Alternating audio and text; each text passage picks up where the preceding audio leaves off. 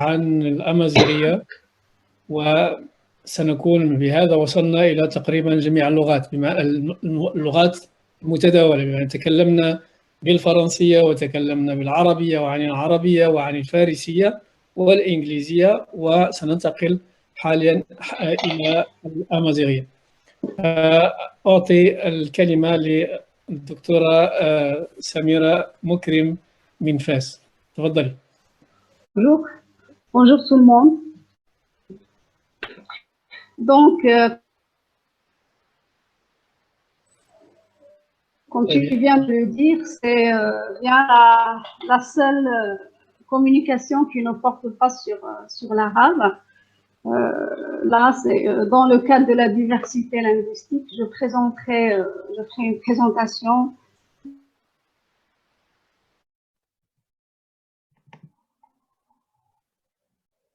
par tous les chercheurs qui travaillent sur des corpus et aussi les technologies informatiques qui permettent d'apporter des solutions innovantes, notamment pour les langues à tradition orale. Et donc, tout un contexte favorable pour le recueil, le traitement, l'exploitation, etc. Donc, pour ceux qui n'ont pas une idée de la langue amazigh, elle est parlée dans plusieurs pays d'Afrique. Elle est certes minoritaire et diversifiée en de nombreuses variétés dialectales.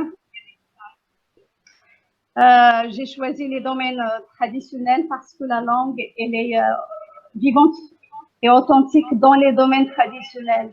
Mais avec l'évolution de la société, ces domaines-là, ils sont en phase de disparaître. Donc, c'est la raison pour laquelle une orientation de recherche centrée sur le sentiment d'urgence et de sauvetage apparaît primordial pour sauvegarder les vestiges d'une société en voie de disparition, donc ce qui reste en fait. C'est pour cette raison qu'un corpus diversifié est en train d'être constitué, plus particulièrement dans les domaines où le risque est le plus manifeste. Bon, c'est dans ce cadre-là de documentation des langues, notamment c'est la tradition orale, que le corpus est en train d'être constitué, notamment un corpus diversifié, oral, textuel et socio-numérique. Donc là, je vais présenter un corpus textuel. Le projet dans l'ensemble a pour objectif de mettre à disposition des ressources utiles à la recherche et l'enseignement, d'ouvrir de nouvelles perspectives de recherche et d'enseignement grâce aux nouvelles technologies d'information, bref, développer un instrument de préfiguration des humanités numériques.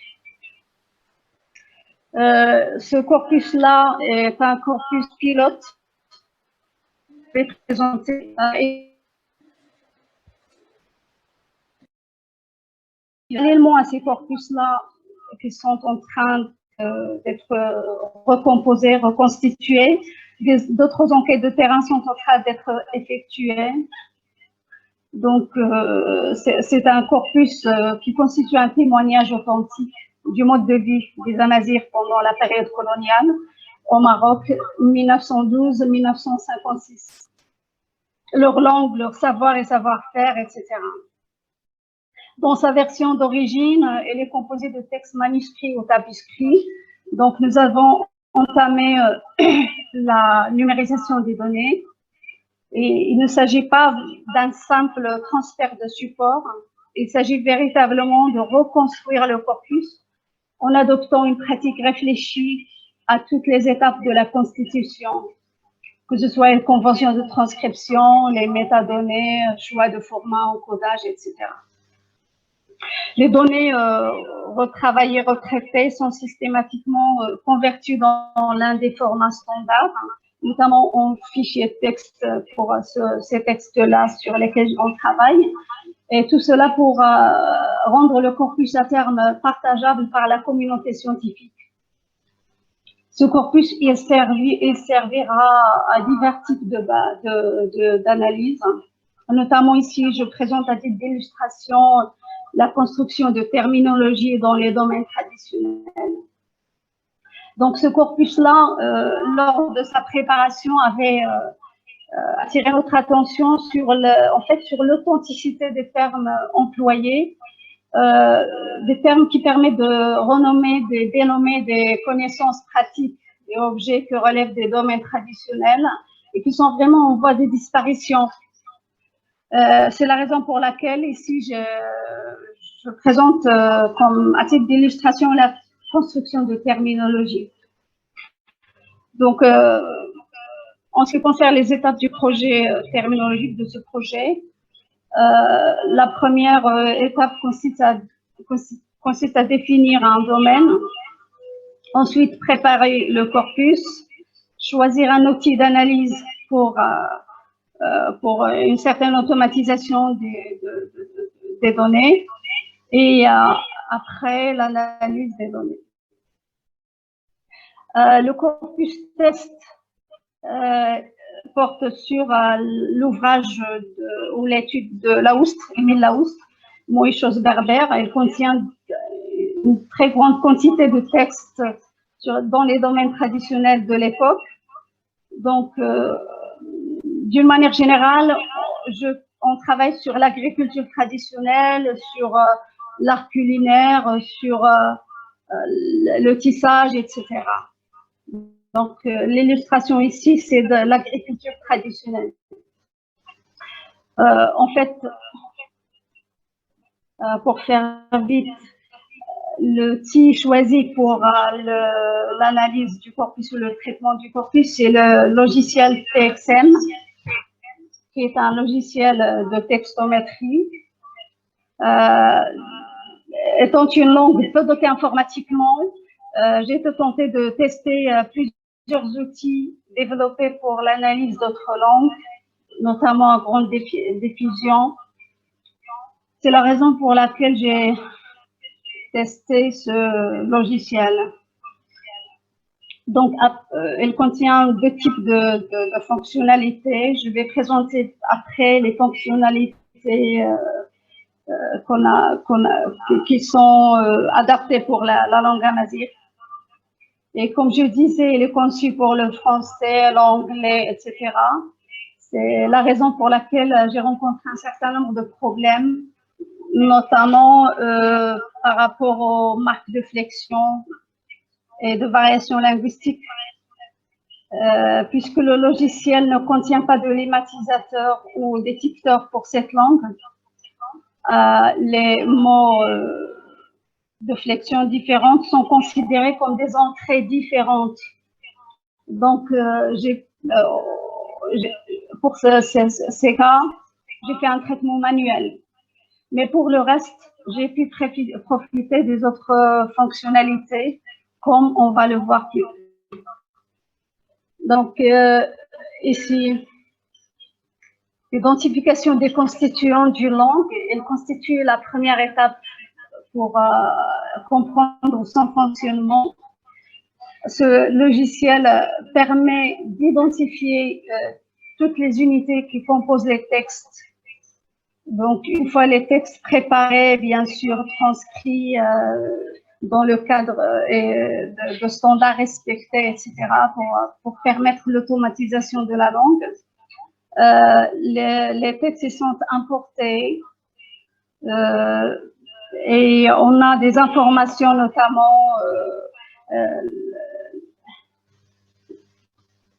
notamment par rapport au nombre de mots, les noms de fichiers, etc., toutes les métadonnées qu'on aurait intégrées. La première fonction qu'on a tenté d'explorer, logiciel, elle permet de générer la liste de tous les mots du corpus à leur fréquence.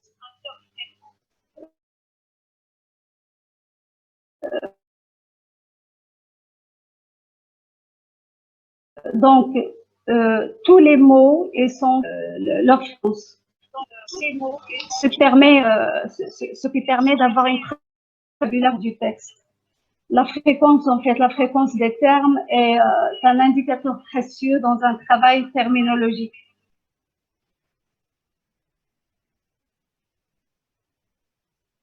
Donc, la liste des mots constitue une base à partir de laquelle d'autres tâches terminologiques peuvent être exécutées. Sélectionner, extraire des candidats termes, extraire leur contexte d'utilisation, etc., comme nous allons voir. Donc, la deuxième fonction, c'est l'extraction des termes. Elle consiste à parcourir la liste des mots parce que nous avons une liste de mots, de tous les mots qui composent le texte. Et donc, on va cliquer sur des termes qui relèvent du domaine traditionnel, donc l'agriculture traditionnelle. Et lorsqu'on a des doutes par rapport au fait qu'il s'agit vraiment de termes qui servent à dénommer des connaissances dans le domaine traditionnel, on a cette possibilité de recourir au contexte d'utilisation et aussi à l'édition. Donc, par le recours au terme, nous avons la possibilité d'avoir des concordances. Donc, tous les contextes d'utilisation du mot, d'apparition du mot, comme il paraît sur l'écran. Donc, ça va permettre de décider s'il s'agit bien d'un terme qui relève de la culture traditionnelle ou pas. Et aussi, les fréquences, ils vont nous permettre d'identifier les termes les plus utilisés dans un domaine particulier. Dans le cas qui nous intéresse, l'agriculture traditionnelle, le terme igr, c'est le champ. En arabe, c'est al-haql. Donc, c'est le plus fréquent. C'est normal parce qu'il s'agit de textes relevant de l'agriculture traditionnelle. Donc, comme je disais, pour être sûr qu'il s'agit bien d'un terme ou qui est employé dans un cadre terminologique, on pourrait avoir recours au contexte ou au texte en entier. Donc, ce logiciel nous permet de traiter l'amazigh en faisant des recherches, que ce soit dans le texte ou uniquement les contextes d'apparition d'un terme. Donc, en continuant les tri et les sélections à partir de listes de mots. Donc, comme je disais, la première étape, c'était le lexique qui va nous permettre d'identifier tous les termes, tous les mots plutôt. Et puis après, on pourrait sélectionner les mots et accéder à leur contexte d'apparition et aussi au texte pour extraire des termes terminologiques dans le domaine en question.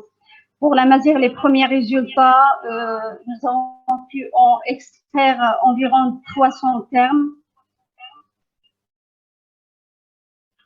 Parmi les autres fonctionnalités offertes par ce logiciel, il y a la fonction co-occurrence qui va indiquer les différents co-occurrents du mot, c'est-à-dire les mots statistiquement les plus présents au voisinage d'un mot. À partir de ces co-occurrences, une recherche rapide au niveau du contexte du mot, il va nous permettre d'accéder à des groupes de mots intéressants pour la recherche terminologique. Donc, on ne va pas travailler uniquement sur des termes isolés ou des mots isolés. On peut accéder à des groupes de mots, à des syntagmes employés terminologiquement. Nous avons donc pu identifier des exemples comme Tamgharani Igr en amazigh. C'est traduction notamment faite de mariage du chant. Donc, le fait d'identifier Igr, le chant, qui est employé dans un contexte, la fête de mariage du chant, nous a interrogés. C'est la raison pour laquelle on a pu, en accédant au texte, comprendre qu'il s'agit bien d'un plat ou d'un mets, donc d'un plat qu'on prépare le premier jour de la moisson, qui est considéré comme une fête pour les Amazirs dans ce domaine. Il y a aussi d'autres groupes comme Il Snogdid, qui se traduit langue d'oiseau. Donc, langue d'oiseau, c'est le premier état de formation, l'état de grain en formation.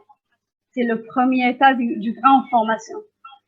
Donc, sans recours au contexte et sans recours au texte, on n'aurait pas compris qu'on appelle, qu'on dénomme cet état de grain en formation en utilisant l'expression langue d'oiseau, etc.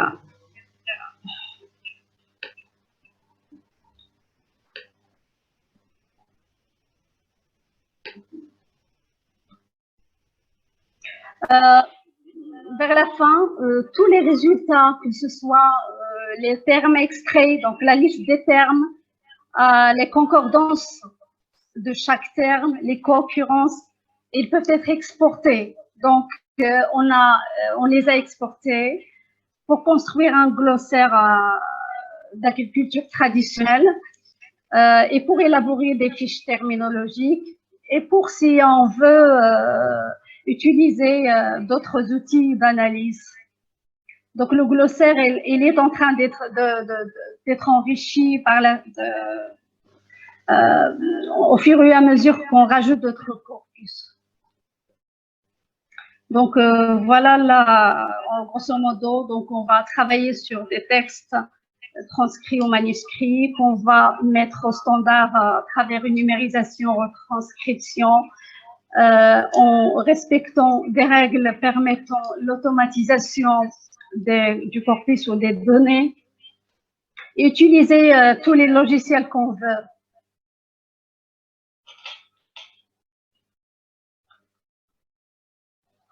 Et pour conclure, je pourrais dire que la linguistique du corpus, dans sa nouvelle approche, elle peut contribuer vraiment à la sauvegarde et la revitalisation des langues en danger. Donc, la linguistique du corpus, puisqu'il va permettre de constituer des ressources en respectant des standards et donc permettre à d'autres chercheurs de réexploiter tous les corpus. Donc, et aussi production de données réutilisables, documentation, description des langues en danger dans le cadre de la diversité linguistique et culturelle. L'utilisation d'outils informatiques pour ces langues à tradition orale ou les langues où des zones d'ombre sont encore à éclaircir est très important. Comme vous le voyez, elles permettent, même si elle est conçue pour d'autres langues, ils permettent d'identifier toutes les unités sans exception, leur fréquence, leur contexte d'utilisation, etc. Et donc, l'analyse de leur contexte, c'est à travers cela qu'on va pouvoir étudier le fonctionnement de la langue, des éléments qui composent la langue. Je rajoute aussi le fait que cette contribution a également pour but de tirer la sonnette d'alarme sur un phénomène perçu et présenté comme nécessitant une attention urgente, la déperdition de la langue amazigh. Puisque j'avais dit qu'elle n'existe d'une manière authentique que dans les domaines traditionnels. Et avec le développement et l'évolution des sociétés, la mondialisation, cette langue risque de disparaître à moyen terme. Dans le domaine de l'agriculture traditionnelle, par exemple, la disparition des outils et des pratiques traditionnelles en faveur d'études plus modernes nécessiterait l'immortalisation et la remise en mémoire des pratiques anciennes. Je donne un exemple ici, la charrue en amazigh, c'est Awulo le soc, c'est un kraz, imger, la fossée, tabanka, etc. Ils sont remplacés par tracteur, le tracteur, le badouze, la moissonneuse batteuse, machine à balle, machine à balle, le goutte à goutte. Donc voilà. Merci pour votre attention. J'espère que ça a marché. Je remercie Madame Moukrim pour cette très intéressante intervention, une contribution ici qui représente ce domaine arabe où l'amazigh est aussi une langue officielle à côté de l'arabe, au moins au niveau du Maghreb.